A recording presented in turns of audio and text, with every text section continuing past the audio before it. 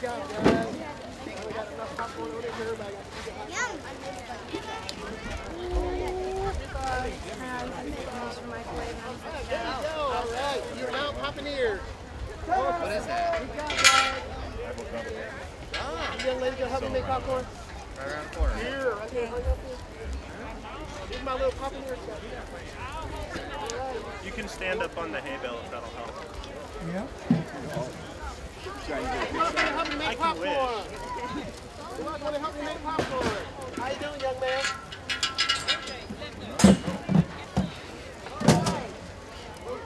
There we go. All right. 4 ingredients to make a caramel popcorn. First one is. That's all right. What else? One for the kids. Fire! What else? They wanted to watch. And he was telling them. Oil! What do you think the last stuff is? Comparison what you have? Sugar! Nothing but sugar. You got oil yet?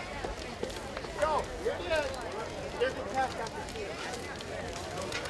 Go! What happened is heat up the kettle.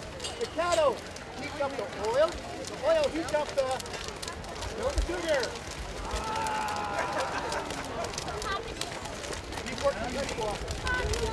All right, heat up the sugar. The sugar starts to caramelize. All right, this part is the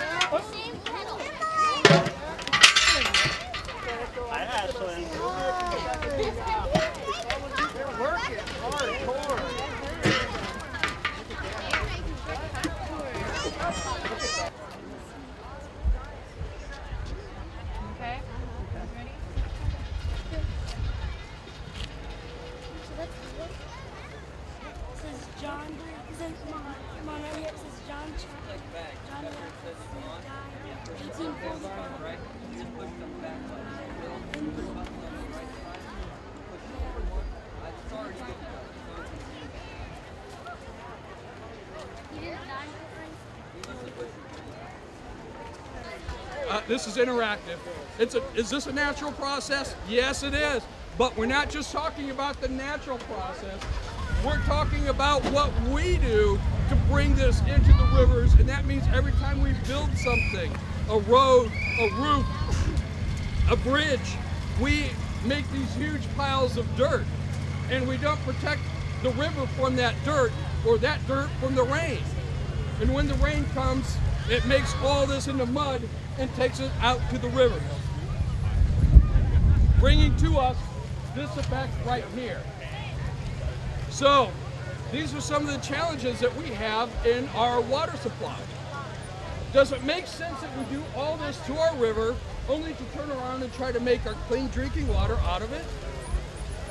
No, because that costs us time, money, and energy to do that. So let me ask you another opinion. What is your opinion of the color of the St. Joseph River? He says it looks like which one? This one or this one? This one.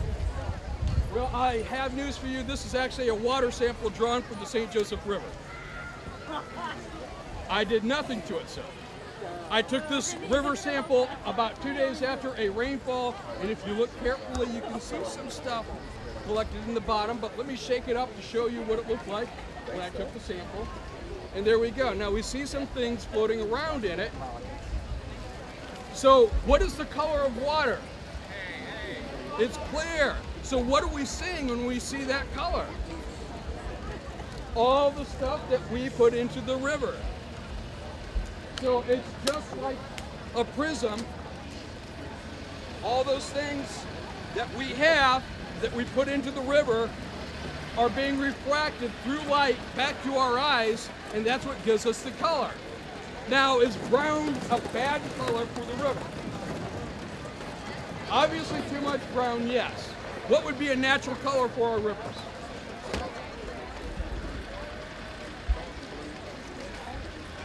Okay, he says dark blue, green, more green, because we need what in our rivers in order to enjoy them? Well, let's say this. How many people enjoy fish? I love fish. If you love fish, well, the fish have to eat what in order to live? Algae. Well, I wish they would eat more algae, but they're not eating enough algae. They eat other fish, and those fish eat other smaller things that live in the water. And that's also what adds to that color for a healthy greenish color. We have very productive rivers here, very productive lakes, and we need to keep that food in there. Because even if I were to take this clear water and dig a trench through the soil and pour that water at one end and watch it run down, by the time it gets down to the bottom, it will not be as clean as it was when I started because of our soil types too. So that adds the brown to it. But we want to try to keep all the unnatural things out of that water supply. All right, well that's the water quality talk. Now I have need of a volunteer, Yusuf. And he is going to help demonstrate some of the physical properties of water. Are you pretty steady with your name? Your name is? This is Stephen. Stephen, this is everybody. Everybody, this is Stephen. And Stephen, first rule of show business, always face your audience and smile.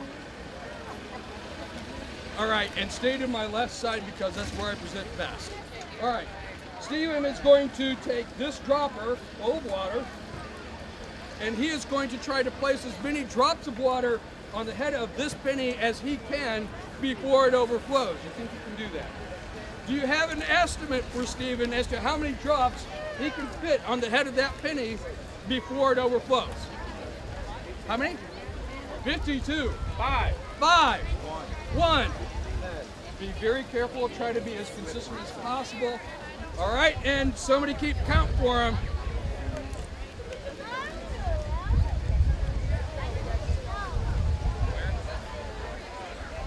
So what we're seeing here is we're demonstrating some of the unique physical properties of water in that you can see already that water, as soon as he drops it on the penny, gathers up with all the rest of the water. All the drops are going together and they're mounding up. What allows that water to do that?